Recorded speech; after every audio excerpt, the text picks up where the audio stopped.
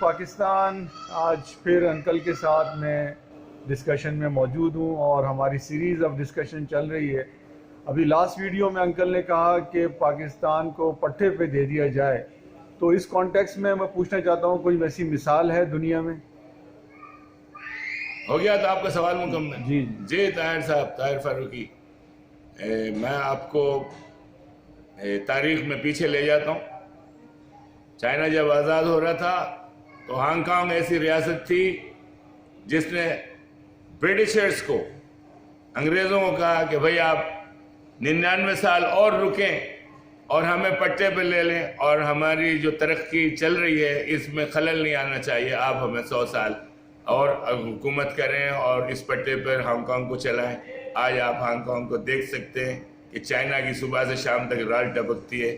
ٹھیک ہے چائنا کا حصہ ہے, لیکن وہ ابھی تک اس کانفلکٹ کو حل نہیں کر سکے, کیونکہ انہیں پتا ہے کہ کتنا عظیم شہر اور پورٹ میں برٹشرز نے چائنا کو تبدیل کیا, جس کا نام ہانگ کانگ ہے, چائنا کی ریاست ہانگ کانگ.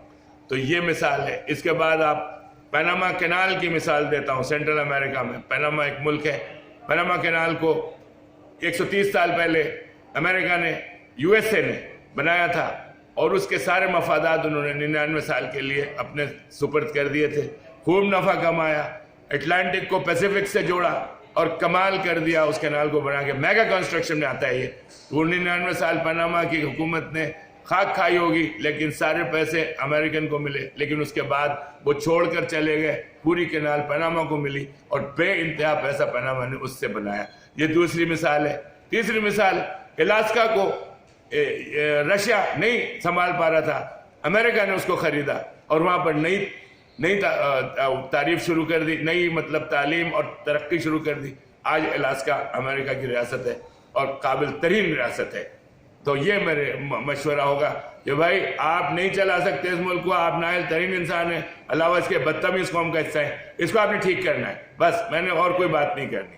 شکریہ. زندہ باد پاکستان, زندہ باد.